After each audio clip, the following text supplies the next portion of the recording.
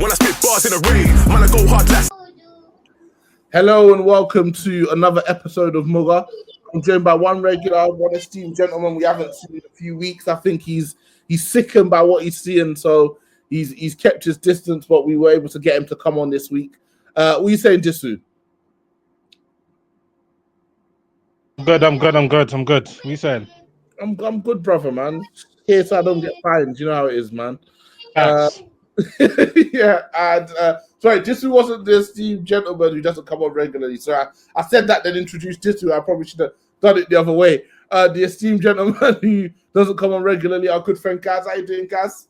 What's happening, pal? How are you? I'm not bad. The football's fucking dire, but we're alive, aren't we? How are you? Before we get into it, obviously in detail, it's been a few months with the Amorim reign. You're very good for a link to an athletic article. You know, those speak to me very much. So keep that up. And obviously, you've watched a lot of the football. Give me a few words to describe how you're feeling at the moment. Because you were down in the dumps of ETH. Huh? Bored. Bored. Bored of the football. Confused by some of the things that we've come to understand about Amorim, like tactically. Which I'm sure which we'll get into today, in terms of like his use of wing backs, confusing, putting players in weird positions, which is already, for me, it's destabilizing what's already a mismatch of a team. Sorry. So yeah, just confused, and the light's on him for me, in my opinion, and it should be. As much as we don't rate the squad, we've spoken about this time and time again. Whenever I've been on the pod or I've listened, we speak about it every week. We don't rate these players, and I don't think most of the league do either, to be fair. But still, the onus is on the manager to get the best out of the players. That's his job. He gets paid to do that. Gets paid fairly well as well to do so. You know, so it's been poor. It's been very, very poor. Cool. Let's get into it. So I'll start from our most recent game. So Friday, first game, I think, of the FA Cup weekend. We were at home against Ruud van Nistelrooy, his Leicester side. Quick run through the team. Onana in goal, obviously. Right centre-back, Euro. Centre-back, Harry Maguire. Left centre-back, Mazraoui. A midfield pair of Ugarte and Bruno Fernandes. New signing, Dorgu. Is his first name Patrick? New signing, Dorgu. It is. New signing, Dorgu at right wing-back. Diogo Godallo, ever-present left wing-back. Meno and Diallo. Ahmad in the twin tens, and then our favourite number 9, Erasmus Højlund, up top. So going into that, it's pretty much the team that we're used to seeing, but obviously with Dorgu coming in, that was a new look at a new player.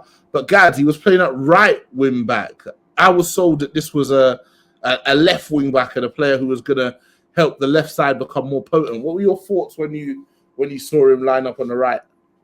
Yeah, I think I only caught the first. I only tapped into after like 10 minutes or so, but I thought he looked all right. I thought he looked decent. You can clearly see physically he'll bring a lot to the team. Amorim has said before that he's played. He said you need to check Y Scout, which was funny.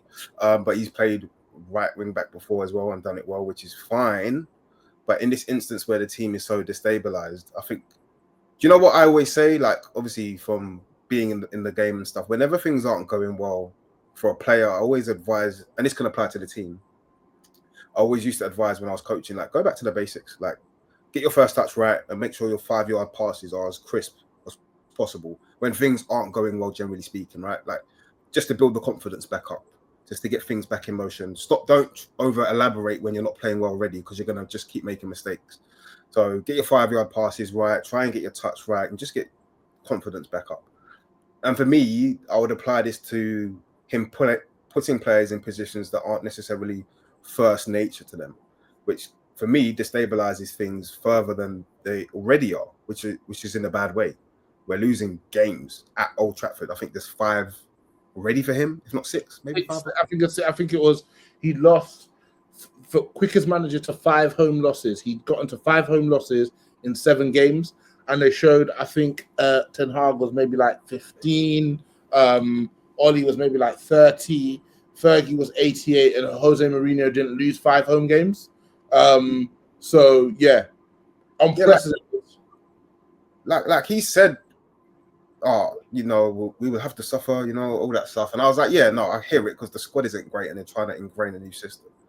But I still believe within your principle, you can sacrifice some things just to get things back in motion. I'm not saying completely throw away your philosophy. That's why they brought you here, which for me is a big statement to do, because what you're doing is when you bring in a manager with a particular idea, you're going to bring in players that fit that idea. So when he eventually leaves, are you going to keep up with that principle of, oh, we want to play 3 at the back and 2 wing backs and 2 10s and a striker? And we're going to make that our philosophy for the academy as well. This has repercussions beyond just what happens now. It's like a long-term thing. So I agree, stick to your principle, but I also think there's room for maneuver. And it feels as though we're putting square pegs in round holes, like Hobby playing 9 against the game we lost. Palace.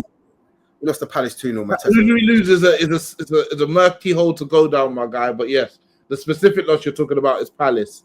Yeah. It just feels like Bruno in centre mid next to Ugarte. Yeah. Like we're just putting players in weird situations, which I'm not going to say it's not first nature. It's not first nature. Actually, I'm going to say that it's not. Obviously, we know Dorgu's played there before, but we know he's generally speaking a left wing back or left sided defender. So yeah, he could simplify things slightly to build the confidence of these players up who are ready. We know we don't rate, but their confidence is clearly shattered. And that game could have been lost easily against Leicester. Like Leicester were, for the most part, good for a win, and they got done by a dodgy decision in like the 92nd minute or something. So we saw what he did in his little spell here. 2 wins and a draw. That actual list, Gaz. So Amorim 5 home Premier League matches in 7 home games. Moyes, it took him 14. Ten Hag 28. Louis van Gaal 30. Ollie 31. Sir Alex Ferguson 88. And then Jose Mourinho and Ralph Rangnick never lost 5 home games. So it gives you already an inkling of how badly things have started. Moyes didn't last the season. Eric Ten Hag won some trophies that kept him going. Louis van Gaal got sacked after winning the FA Cup. Ole Gunnar Solskjaer got a couple of seasons. And then obviously Sir Alex Ferguson speaks for himself. And forget how long Jose was here for. Was it 2 and a bit seasons?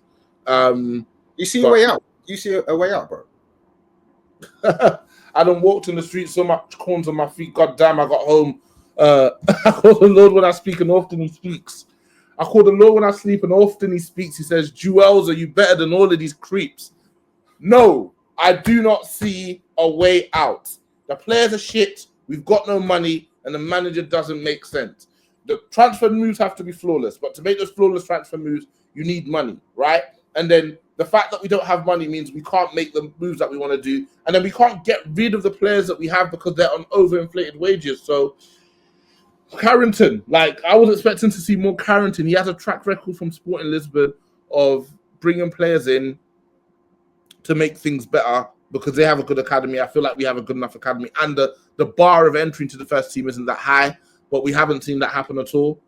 I don't see it, guys. They've got this Operation 150 or 125 or whatever it is, and it's a title by 2027 or something?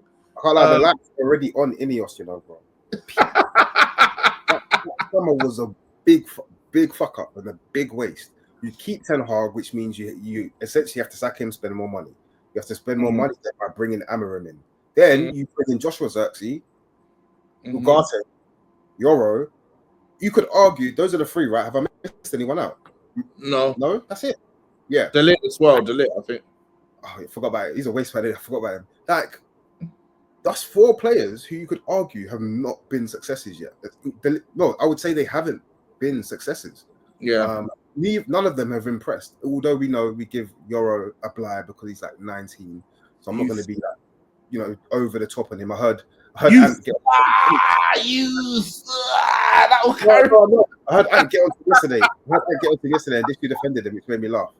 But yeah, it's spooky times, man. So I don't know. But yeah, Disu, where do you stand on Amorim, bro?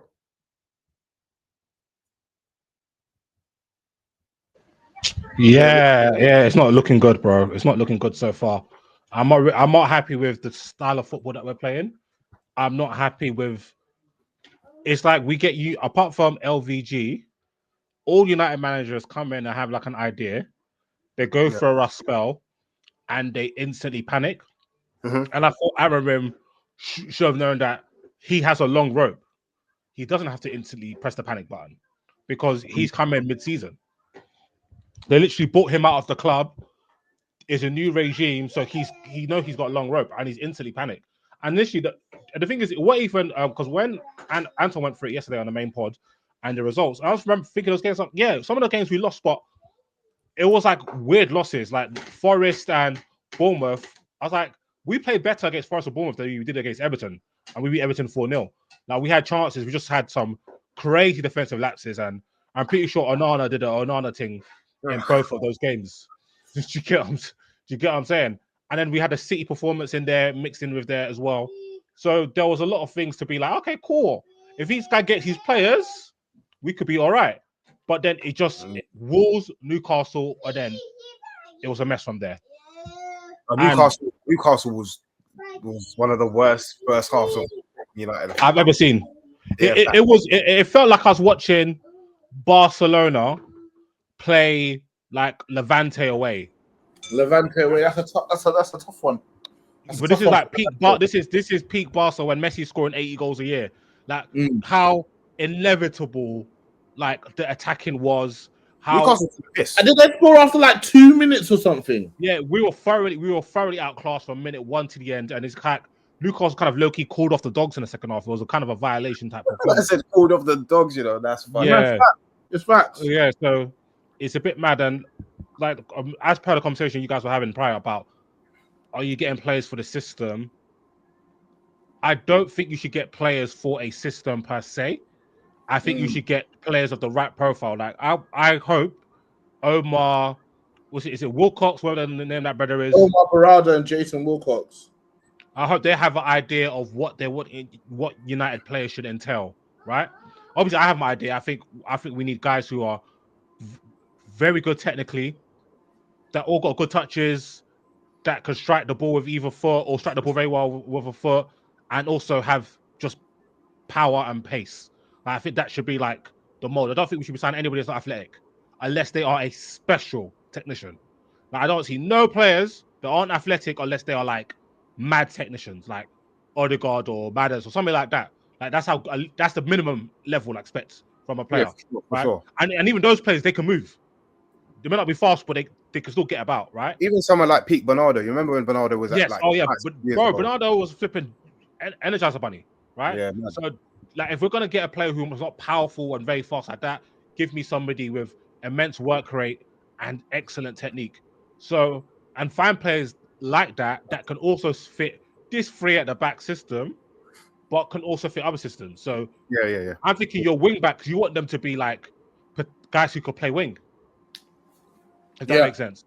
Yeah, that makes sense. I get you. Like, and maybe your left centre back is maybe somebody that can actually play left back as well. Like, like how Arsenal have like the big City have the big centre backs, left back or right back hybrid, something like that. Do you get what I'm saying? Yeah. Your left tens can play in a traditional 4-3-3 or 4-2-3-1. I think that's the type of profile like I would like to see us attack and address. Like, it doesn't restrict you, innit? It means that if you change manager or if you change your philosophy or idea, you can be fairly like free flowing within that and seamlessly change. So that makes sense. Yeah, like I'll use Bayern Munich for example. Like can't remember the manager before Pep, or the manager after Pep. Carlo Ancelotti was before Pep. No, Carlo Ancelotti was after Pep, and it was Jupp Heynckes who was before Pep. Yes. So, but with that Bayern Munich squad, the players were so cold. Like a manager can come in with a different idea. It might not be entirely different to Pep, but they've got like if you've got a Bayern Munich squad now, you've got Alphonso Davies, Musiala, Coman, Cade, all these different Kimmich, all these different types of players. They've got big players, they've got fast players, they've got skillful players, they've got technicians. You can mold a team into what you kind of want it to be. And we saw Chelsea win titles with like 3 different managers across like 10 years, for example. Yeah. City did similar things. They won title with Mancini, won title with Pellegrini, they won title with Pep Guardiola. Like getting good players is the main thing. That is the be all and end all. And good players are formation agnostic. Like I'm a footballer. I can play in the midfield 3 if I'm good enough. I can play in the midfield 2. I can play with 3 defenders behind me, wing backs. I can play with like that's the quality of players you're looking. Kevin De Bruyne was. I remember having this so funny because I remember having this debate, and this is actually something I'm gonna pull up Dems about because I said that KDB can bang as an 8 and Fernandinho's a lone 6. He's like, no, that's not gonna work. And these times, me's the one who put me on to Kevin De Bruyne because obviously he was at Chelsea. So I was watching bits and bobs of him at I think of Werder Bremen in Germany or Wolfsburg. Yes. One of the. It was Wolfsburg. It was Wolfsburg, I think. Where he went crazy. Yeah. He was like either 10 or on the wing. But I was like, I always thought, why can't 10s play centre mid if there's 3 in the middle? It never made sense to me why they couldn't do it.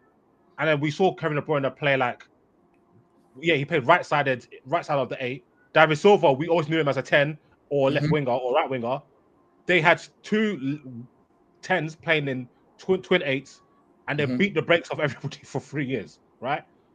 Quality players. Raheem Sterling, we knew him to play on the right wing, play on the left wing. Sane, he was playing, I think, on the right or 10 at Schalke. He played on the left for Man City.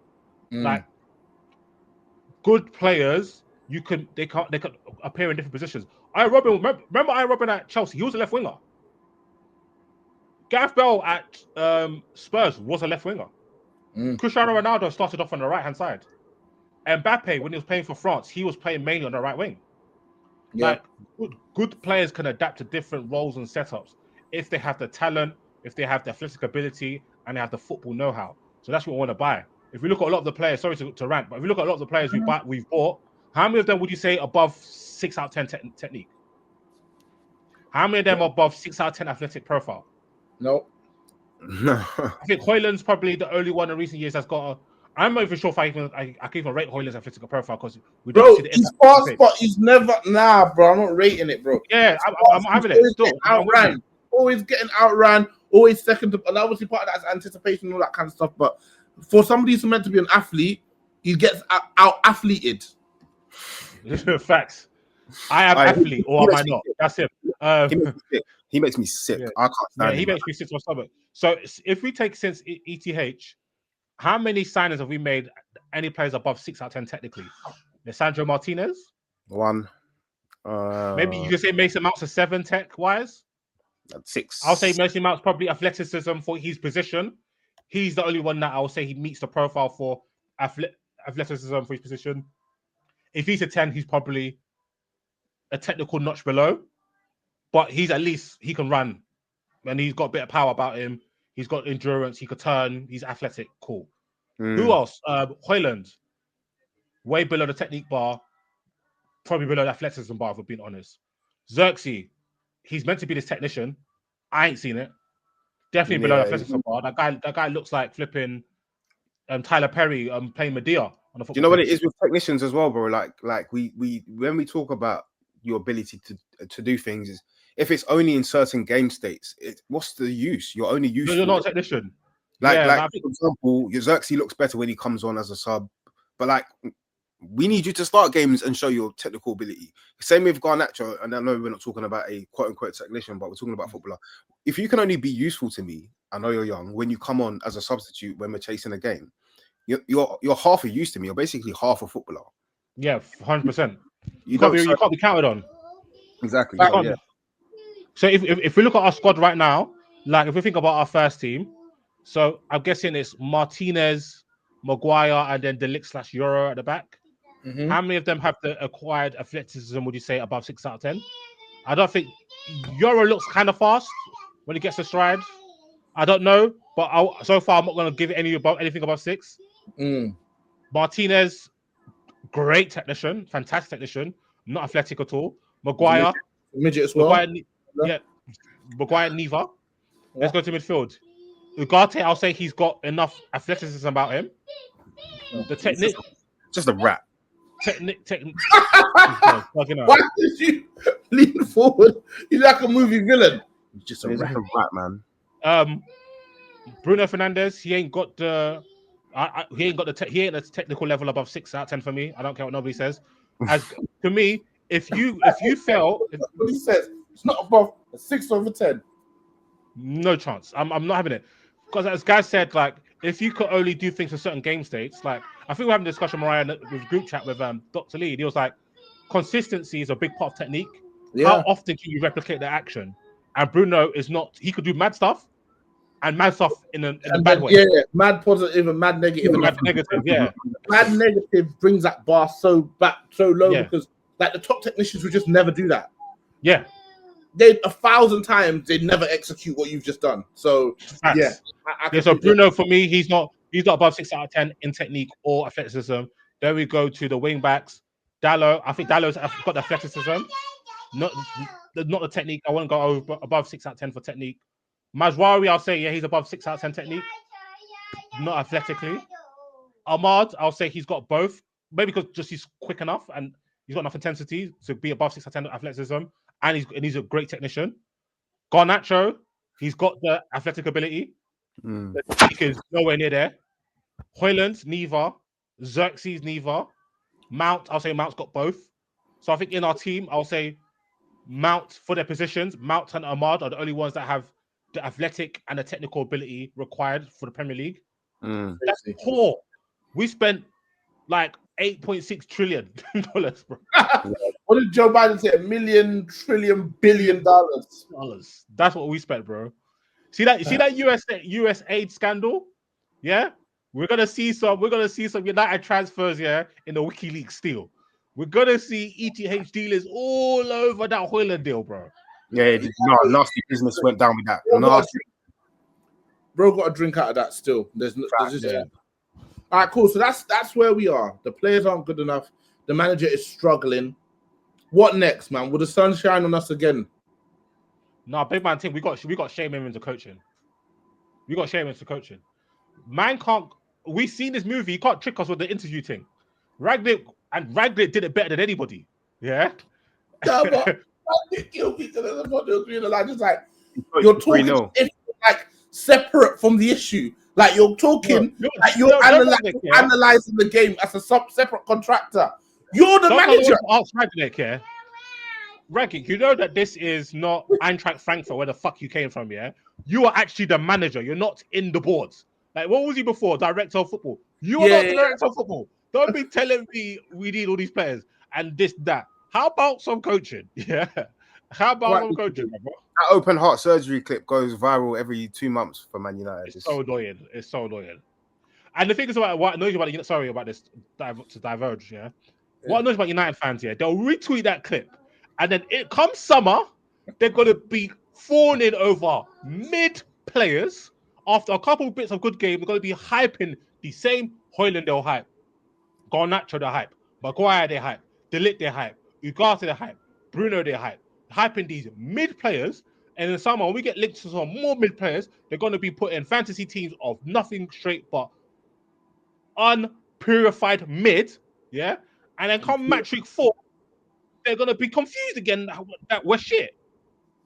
Yeah, and you know what it is as well? People get like tricked. Like they'll see like a half of Garnacho against a tied Leicester who were the better team, and they're like, oh, did you like Garnacho's the guy? All of a sudden, it's like, bro, we've seen this before. We know who these players are. We know Garnacho is best when he comes off the bench, when he's playing against tired legs, and you need to go for the win because he can just do anything he wants, which we saw him do when he should have passed it across goal, and he decides to shoot near post, which shows how technically flawed this guy is, that he couldn't even hit the target from that position. Like we've seen this play before. You've watched this movie. It's like watching The Dark Knight time and time again. You know what the plot is. You know what's going to happen. Let's not trick ourselves into thinking Garnacho's now going to. You're not like them. You're a freak like me. That was good. Fair play. So yeah, no. Why is it always us though? Fucking hell. I saw a video on Twitter. Mad, and I'm happy that we still have fans that have sense, yeah. Somebody was like, Højlund is only 22. And I think they might put some stats. And then United fans were just dropping videos of Rashford at 22 and Martial at 22. And I was like, sorry, mate. I'm not in this. We know what it looks like. Bro, we are not Swansea. We are not Stoke-on-Trent. We are not Bournemouth. We don't have time for these Make-A-Wish Foundation kids, yeah? If you're a young player playing at Man United, you're playing because you are levels, bro. Like, even Adnan Januzaj was a bad boy when he came through. Do you get what I'm saying? We had this is our youngster profile. Forget the class of '92, which is a madness in itself. Yeah. Yeah, fair. Wayne Rooney, 18. Cristiano We know what it Ronaldo, looks like. 18. Remember Anderson before he discovered Burger King? Yeah, My boy. he was a mad toy. Nani, Thinking about him the other day, like, oh, Anderson would be running riot in this what? team. In this Premier League? Like physically, because he was capable technically and physically. Yeah, he was. Yeah. He was peak. Bro, when I first saw Anderson play, he played up front. For I don't know Porto. how he ended up centre mid. Yeah, he played up front for Porto. I don't know how he ended up centre mid. Anderson was peak, bro. The left foot, and then P. The dribbling was cold. He was a tank. What? There was a couple games he stepped to Gerrard. Yeah. Yeah. Yep. Gerrard used to. Yeah, so then we had Anderson, we had Nani at 18, and then more recently, then we had Alan Yanazay, that was the next like young player. Then in more recent years, Martial, Rashford, and he who should not be named. They're Like, asking though. This is asking what amount of like good player on the pitch will lead to you saying his name again. None. Good answer. Trying to stitch him up.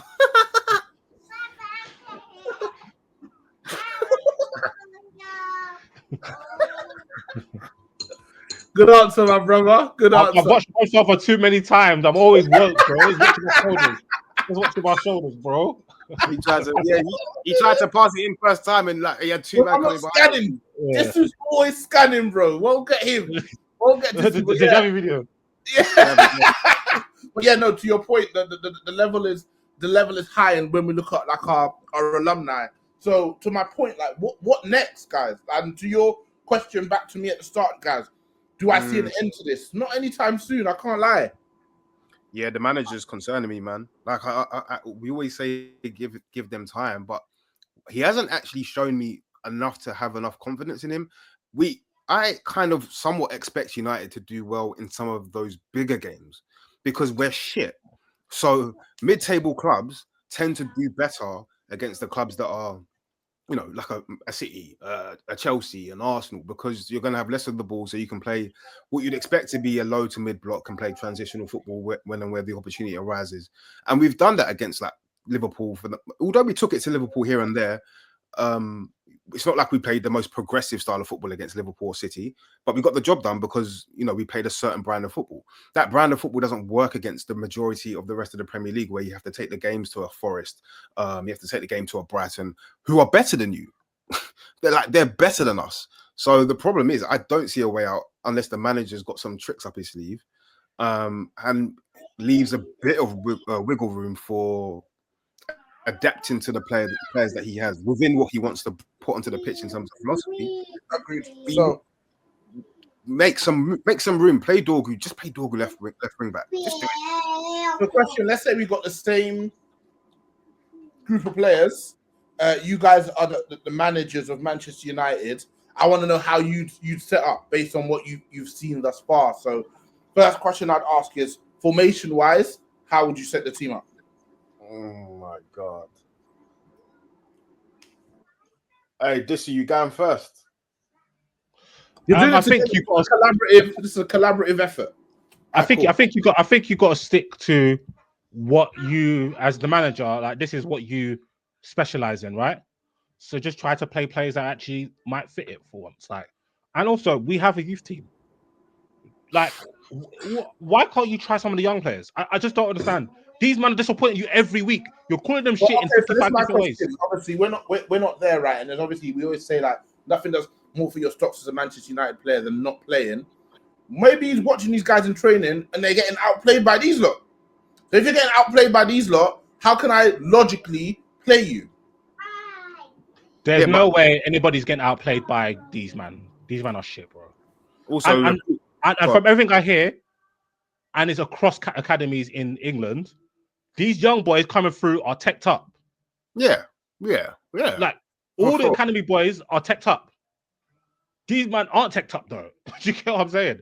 And remember, our senior players are slow as shit. There's no way I believe our academy players are less athletic than some of the guys we see playing on the pitch. Yeah, a lot of it comes down to who you are and who you've been within the club over a certain amount of time. unless a certain manager either has no choice but to play young players. So someone like Ange, who I know you're not a fan of, has been forced to play Archie Gray. Like he didn't start Archie Gray at the start of the season. He got forced to play Archie Gray because you know what I'm saying? All the injuries. Yeah, exactly. Yeah. So we see that all the time. Rashford only came through because of the amount of injuries we had going into that 2014. And to be fair to LVG, he was playing other youngsters that were just a bit more ahead of him, maybe in the pecking order. Because we saw Donald Love, Cameron Borthwick Jackson, Tyler Blackett, Will Keane, Rashford. I'm sure we're missing. I'm sure I might be missing a few other players. Like he played a bunch of the young players, I love that about LVG because they are part of your. There are resources that are untapped, I believe. Yeah, and I think managers are just too cowardly to not use them. But, and the only way to know if they're ready is to play them. So yeah, I'm sorry. So me personally, I think Maino and centre midfield is unnegotiable. I think it's unnegotiable. The issue is, I was going to come to tell you that I think we should maybe play Casemiro, but Casemiro can't bloody brother. Nah, bro. That's what I said. Nothing does more for your reputation as a Manchester United player than not playing. You've seen what Casemiro serves up, King. I've also seen what Ugarte serves up, and I prefer the dishes that Casemiro was distributing. Are you sure? It depends what you want. It depends on what you want. If you want a better passer and the leverage of better passing, because Casemiro had some stinkers in the last 2 seasons, but he's still a better passer than Ugarte. It depends what you want. If you want someone that can pass the ball and is competent at least on the ball, yeah, definitely go Casemiro. But if you're looking for someone that's got the ratty run around, then you go Ugarte. It depends what your preference is in terms of. My thing is with Casemiro. What's your preference on why do you prefer? Why do you prefer Casemiro? You said what your preference is. Because with Casemiro, we get a level of game intelligence, unless it's a transition. To be fair, it's probably not game intelligence. He just knows that he couldn't got the legs, so he just dives in. But we get a level of intellect in that middle of the pitch. Also, his passing range is actually missed, whether it's through the lines or them first time hooks into channels. When he gets the ball anywhere near the final third, he's actually magic. It doesn't make sense. Luka Modric, all of us are crazy, bro. It's crazy. And also, when it comes to set pieces, he's the biggest threat in the club at set pieces, and he also helps us defensively with them. So that's the reason why you guys know how I feel about players like Ugarte. I can't stand it. But obviously, Ugarte, Casemiro, and Mainu is not going to be the best at covering spaces. But I think the space they have to cover is actually more of a system issue than a personnel issue. So I just don't rate Ugarte whatsoever. I think he stinks. So fair enough. Yeah. I ain't mad at you. I'm assuming, guys, you do the same, right? You choose Casemiro, or would you persist with Ugarte for your team? I don't like Ugarte. I've said it from the beginning. I know Elijah had his quick run where Ugarte was having. I think That's why he cashed in quickly, because he knew that it was a Fugazi coin, man. You know them coins, these shit coins these people be bringing out. That's what Ugarte was, man. Bro had a free game peak, man. Yeah, I don't know. In terms of team, then, if we're sticking with this formation, you'd probably say Onana in goal. You'd go, well, Martinez is injured, so he doesn't count, right? Is that fair to say? Yeah. But right now, who's going to play left centre back? I think it should be Mazraoui. Yeah, because he's both foot. You'd say he's both footed. Mazraoui left centre back. Who are you going to play there? Or maybe Euro? I think Euro. Fuck it, Euro. Let's see what he is, lads, man. Fuck it, have it, man. I can't play Mazraoui left centre back, man. You have him right centre back though. Mazraoui or Euro? Mazraoui, sorry. Nah, Mazraoui back to right back, man. He was doing this thing there. Oh, you're going for at the back then? Yeah, man. I'm sick of this shit. Sick of this woke shit. I ain't gonna lie to you, man. I didn't realize we was doing 4 at the back. Cool. You can do that if you want. For me, I'm moving away from that 3 at the back, which is actually 5 at the back. Enough is enough, man. No, I'm not seeing 5 at the back. No way. Right, but that's what it becomes as the team currently stands, because we basically play left backs and right backs at wing back. So they essentially become a back 5 rather than being attacking threats. So if we're doing the 4, then Morayo and Disu, you'd obviously go Onana in goal, Mazraoui right back, Dorgu left back. If you're doing a 4, centre back Euro and Maguire.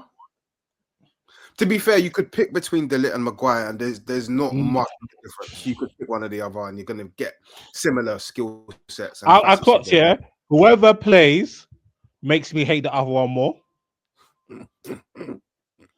They're the same thing, man. So yeah, I might just go Maguire because he's don't know, he's got a bit of personality, I guess.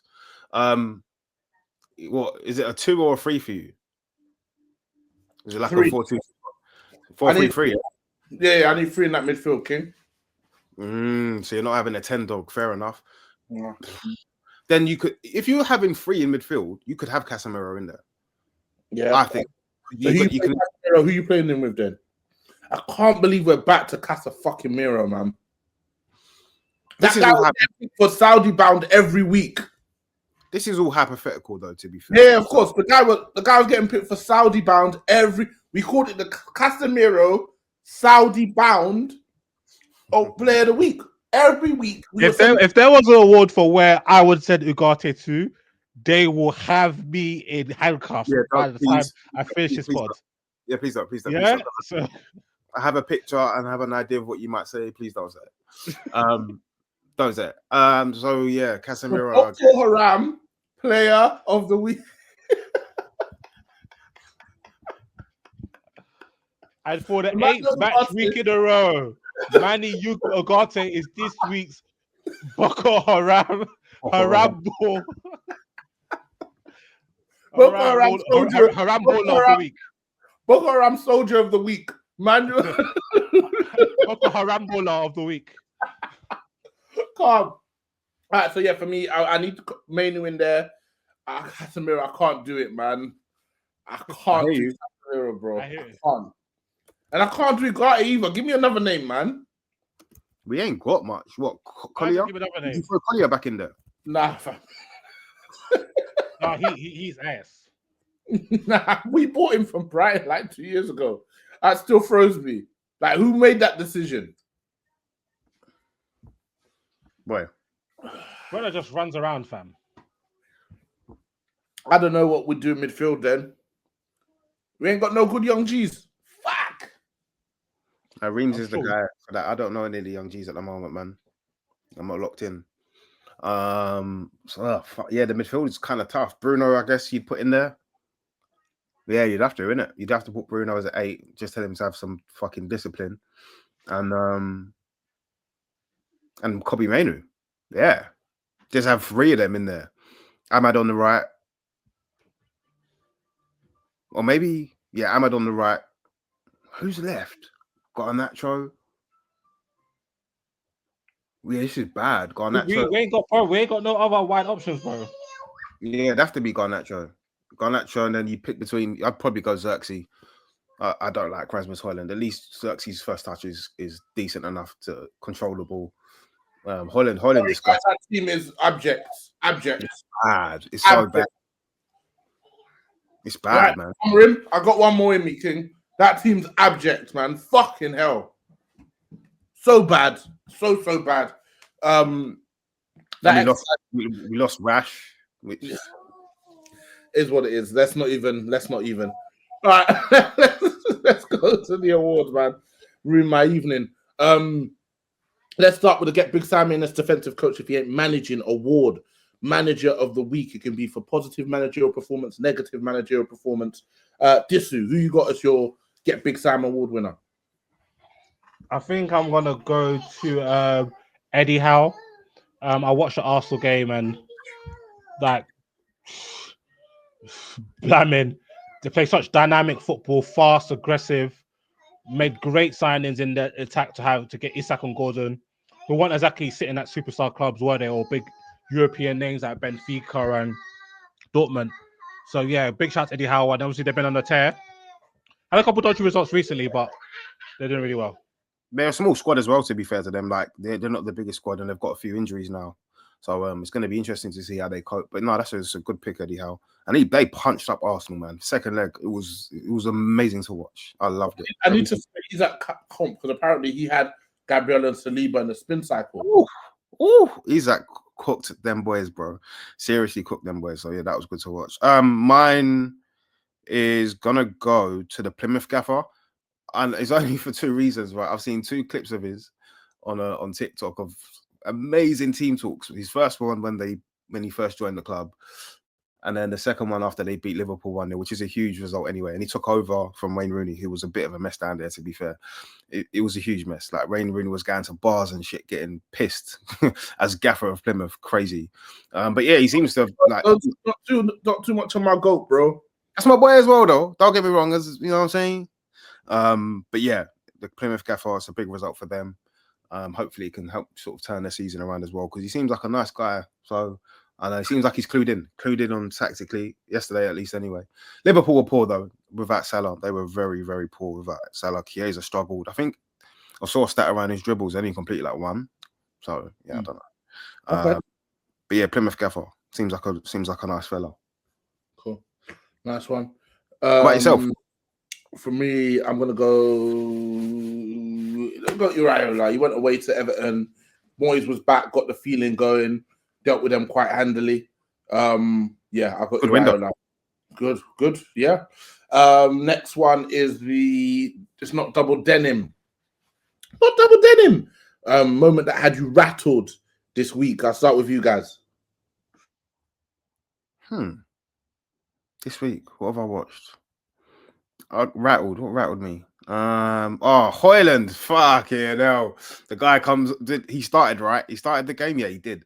I think it was like midway second half. The ball gets punched into him. First touch bounces off him. The Leicester player regains it, loses it. It comes back to him, bounces off him again. I was like, yeah, no, I think I sent the clip in, or Disu sent it in to the chat. Lost my head. Calm. Disu. It's not double denim. What had you rattled? Oh, it's the same, man. That clip, I can't believe it. I just can't believe it, bro. You sound so. No, because, bro, what, like, it just doesn't. Joy is, yeah. I struggle when things in life, because when I work, I'm a very logic-based person, Right. And I get really frustrated when things don't make sense. And that's why when I think about United, I just get generally. That's why I had to stop caring for years, because I'm like, what we're doing is so mad, and there's nothing I can do about it. So there's no point me getting worked up about it. But every time I think about Man United, now I'm back all in. I just keep getting rattled, bro. Like, sometimes I just think about our squad and just thinking, flipping hell, these men are really, really, really, really bad, but they're really, really expensive at the same time. How did that happen? It's a horrible trifecta we've got. Moment that had me rattled. I already knew the news, but that bomber from the club that Martinez was out with an ACL for the rest of the season. Oh yeah, mate. Nothing left, mate. I got nothing left. Next one is the No Agenda of the Week award. My agenda's against Enios, man. I need to see some stuff. I need to see something. Enios, I'm on to you guys. Guys, who's your agenda against? Amorim, man. Amorim, bro. Yeah, man. Sorry, I know we try to do this thing as United fans, you know, give the manager time. I'm not saying sack him, just saying, bro, we're on you, bro. And we do this thing, because of Fergie, you know, United heritage and that. Oh, let's give him time. And yeah, give him time. But we can also scrutinize the weird, bad decision-making being made by the man in charge of the players. So yeah, man, Ruben, you're a nice fella. And I really enjoy your press conferences. Apart from the one where you stuck it on Rash. I didn't like that one. But I've enjoyed your press conferences. But this is bad, bro. This is bad. United ain't finishing up in... I can't see them finishing in the top 10. Put it that way. So, bro, will they finish 11th? We don't know, man. We don't know. Disu, what is your agenda of the week, sir? I mean, I'm copying Gaz again. It's Amorim. The lights are firmly on him. Yeah, I don't want to hear about interviews about tough moments and United. No, I want to see coaching. I don't want to see 5 defenders at the back either. Yeah, I'll do Alice, man. It's Amorim out, babe. Cool. Next one is the underrated. I know I have talent. Player of the week. This who you got for your underrated. I'll go first. Alice, man. She has been a constant on every single week. Get out of here. The minute she hears this week, he's right in there. Quality. I haven't seen this rattled before the years I've known him. High I'm trying to press. think I'm trying to think underrated player. I'll say Semenyo, because I remember his penalty from this weekend. I like the technique. I think he's a star in the making. He's got the dribbling, he's got the power, he's got the speed. Like he's a problem. Like when the way he attacks his fullback, it feels like it's not just him, it's like 5 players, but it's just Semenyo, bro. Like he's just overwhelming people. Like how are you getting rushed by one man? You get what I'm saying? So like Semenyo, I would like Semenyo at United. He's cold still. Who's your underrated player of the week?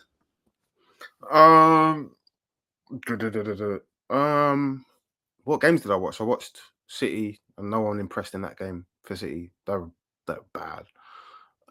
Villa, John McGinn is a little ratty, but he's got a bit of technical ability as well. But he just gets about it. I think he kind of epitomizes what that Unai Emery team is about, which is a mix and blend of technically good footballers, some more than good, but for the base level, you'd say they're all technically good, but they're all physical monsters and rats as well. Like McGinn gets about the pitch and he sets the tempo for that team, I think.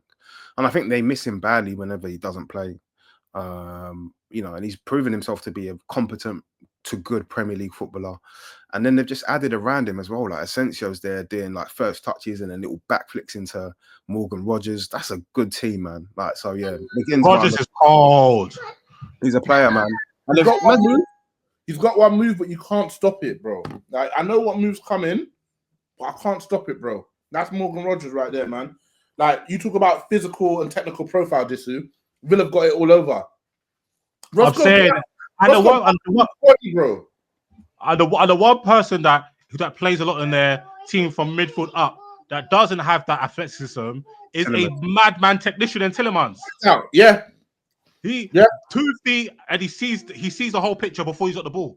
So that is the standard. Like if you're not going to be able to move, you've got to be like Maino can move more than Tillemans. I think Maino just needs to get his pass. He needs to be a bit more aggressive with his passing and start to see it before he gets the ball. Because I've seen him do passes. He's got the ball striking technique. He just doesn't have the vision and the processing speed to do it. He's more of a one touch to ball carrier and short distance passes. So we need that from Cobes, Steve. You know what he is? He said it before when he was younger. He played a lot of futsal, and obviously with futsal you can't play those. You can break lines, but your passes aren't necessarily. It's more. It's true. It's more contracted. High touch, give and goes, and little flicks and touches here. So you can see the technical proficiency of his ability from a ball carrying and passing perspective in terms of short distance. But obviously that doesn't necessarily always translate to the 11-a-side games and professional football. And he also played up top for a long period of time as well. So that would kind of make sense as well. Like as a 10 or as a 9, you're not necessarily required to make those sort of passes. So yeah, fair enough. Let's finish up with some listeners' questions. I think you can always tell what the fan base are with the team by the amount of questions we have. First one is from Flower Ranger 6. Is a Rum Rockstar starting a Villa pod? That's Sebi, who uses a MUGA account to take shots at Amorim and prop up Rashford. He said soon come. Next one. Charlie Popper, what's the tactical advantage of your wing back and 10 both needing to cut back? I can't wrap my head around that.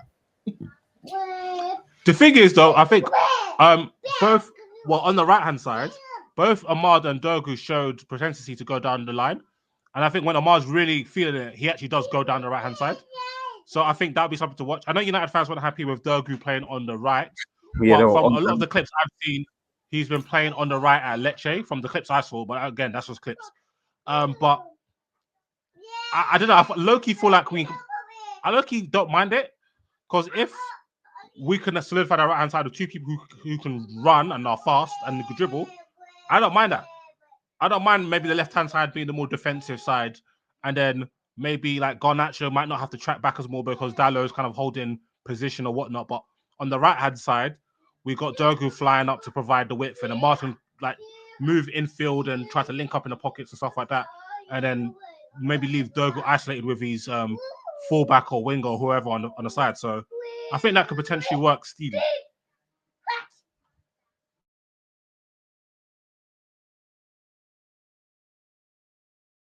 You're on mute, bro. You're on mute, bozo.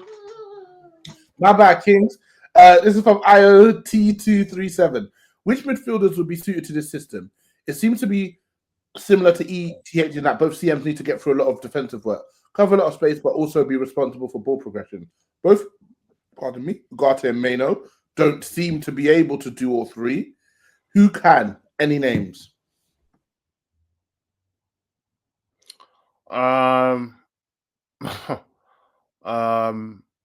Funnily enough, I slander him quite often. Not slander, but Declan Rice could be quite decent in this team. Yeah, for sure. Yeah, But because I ain't trying to watch him play football, so I don't give a shit. Oh, facts. I'm not a fan of necessarily, the passing game and the way, Anyway, I know how Arsenal fans get touchy when we talk about Declan. Yeah, but yeah, he'll definitely be a massive upgrade in our team for sure, because he could play football to a degree, and he's a powerhouse. For sure. There's so many midfielders in like the Premier League that I think elevate our team. So Chelsea got two. Look, Chelsea got three: Lavia and Fernandez and Saicedo. Like I like all. Yes, I like all of those profiles. I like Saicedo just as like a ball winner that can play. Lavia is just a baller, for deep areas. Enzo, great passing range and a bit of creativity. So I like all three. Rice, of course, box to box, powerhouse, ball winner. Tielemans, deep line playmaker, baller. I think Onana, even though he's not playing as well right now, but just his power in midfield, even though he's not my style of player, he elevates us. Tonali's looks good recently. Yeah, Tonali's been good. Bruno Guimaraes will be a dream. Yeah. Yes, I think Elliot Paqueta, Anderson, Nottingham Forest, Paqueta. It's like we've lost the art of midfielding, and that's kind of something we lost a little bit with the three midfielders. A lot of Gravenberg, who I think has been brilliant this year, been awesome. Agreed. And that's somebody that Eric Ten Hag. Yeah, don't. We signed 15. We signed 15. I was going to say the N word. We signed 15 brothers, yeah, that are either from the Eredivisie or Eredivisie Holland adjacent. And the lit ones, we couldn't sign any of the lit ones. We couldn't sign no Kudus, no Timber, no Gravenberg. But we managed to get a Xerxes. Fucking hell. Game's crazy, brother. The game's crazy. And who? Anthony. Anthony's badding up Spain, man. We might be able to get around 10 million for him in summer, man. Yeah, that league. If Anthony's doing that league is cooked. It is. Next one is OJ_216. Would you guys take Jed Spence for that right wing back role? Plus, what? Where or who next if, God forbid, Amorim ends up being worse than Ten Hag? Wait, is Jed Spence's contract not running down or something? I don't know. Maybe isn't this like year 3 or something? Spurs, year 3 or 4. Spence is cold. Yes. Powerful, can dribble, skillful. Is this Jed? Yeah. Is that Jed Spence? Yeah. Cool. Yeah, good player. Good player. Oh, no, sorry. He signed the deal until 2028. Never mind. Conte was boying him off for a while, benching him, loaned him out, wasn't in the squad. He's a good player, man. But again, though, he's only played because Andrew's suffering with injuries. That's what it takes sometimes, though, man. And then you take your opportunity with both hands, right? True. Prove your worth. Prove your worth. It's true. Pause, man. Just in case. Prolific 90. What's a worse exchange? Mkhitaryan for Sanchez or Mount Sancho? Yeah, the latter two. Yeah. Wait, Sancho is air. But I don't like how they're on him though, because he said freedom to Rashford. Like United, and then I saw an article like, how Sancho is one of the most toxic United signing. I was like, Cristiano Ronaldo came and disturbed the whole pattern we had with our attackers. Yeah. His agent went on a whole summer trying to find him a move. Yeah. He didn't turn up for training. When he did turn up for pre-season, he cut halfway through the game. Did an interview with Piers Morgan. Like, what are we talking about? A man act like it didn't happen. We know what it is. We know what it is. Like, obviously, don't get me wrong. I'm not no fan of Sancho anymore. I don't like his game at all, whatsoever. I don't like his approach to the game either. But his approach to the game, from mentally preparing for it, or just how he goes out and does his business on the pitch? I'm not going to speak on how somebody prepares for the games. I don't know, but how he goes out and approaches the game, I'm not a fan of. And I'm sorry, I'm with Sancho showing support for his brethren on Instagram And just because it makes Man United, I don't know why United fans even mad at that. Like him saying to Freedom, you don't like Rash anyway. So why the fuck do you care? Yeah. Your team's playing 5 defenders every week, and only MUGA are talking about it. The dumbest fan base in the Barclays. These men are fucking Neanderthals. They're morons. Absolute morons. They did a video, outside Old Trafford, and they talk about players that they missed. And man was saying McTominay. Yeah. Scott fucking Tominay. These men are dumb, bro. We've had Di Maria, we've had Pogba, we've had Martial, Van Persie, Falcao, Daily Blind is somebody we should never have let go. And there's McTominay. Even Lukaku will be a massive upgrade of what we have. Yeah, means more. They Scott Tominay bled red and right. That's why, man. Scott McTominay. When Gaz McTominay went to the same school of Ander Herrera in PR and marketing, and he's 6'3" and white. That's the only thing. When you're watching bro get beat up in midfield every week for 4 years, you lot weren't happy. Yeah, man. I hear you, brother. Now somebody because he fought for the badge. What does that mean? Man out in Iraq, this is football. Yeah. Gents, not much more to say. We're cooked, man. I'm actually angry. Now I'm mad. I'm thinking about that. Yeah. This is it. Yeah. This is the club. We got Spurs on the weekend. Might even do a preview Patreon for that one. Good fucking luck. That's what I say. If you can't beat Spurs, then fuck it. Pack it all up, man. Lads, it's always a pleasure. Appreciate you hopping on. No problem. Peace. Great. When I spit bars in a rave, man, I go hard, last stand.